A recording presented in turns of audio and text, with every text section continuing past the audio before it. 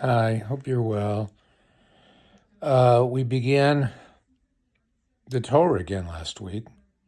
As I pointed out, and this week we read about Noah. It's a story about a lot of destruction. In some ways, the first evidence of God's concern for us as a species, and it's a beginning to a sense of his learning curve about how difficult it's going to be to work with human beings, because we may be created in his image, but we make lots of mistakes. We have a hard time getting along with each other. We fight a lot. Life is difficult outside of the Garden of Eden. So the whole scratching and clawing piece of life means that there's a lot of conflict built into it.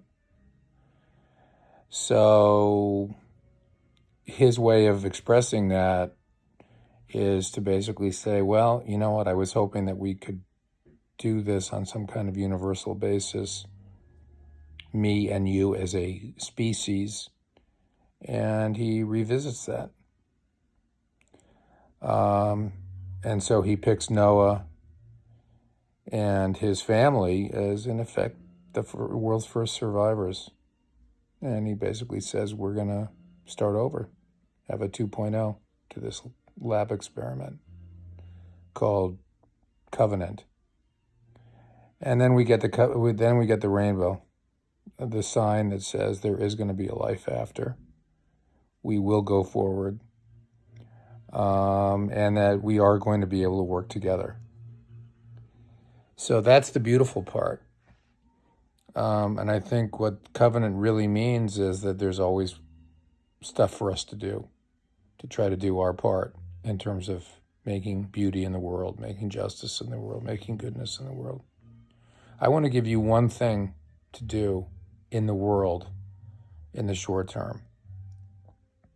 On November 1st, millions of Americans are going to lose their food stamps because of the government shutdown and other chaos that's going on in Washington.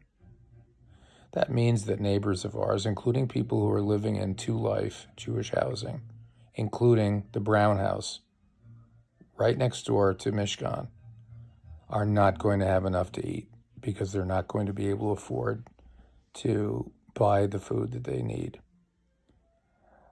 So please call or check out online to Life and donate to them so that people, including their residents, including fellow members of the Jewish community, will have enough to eat. If you don't do that, if we don't pitch in, people will not have enough food to eat. So that's our part of building that rainbow.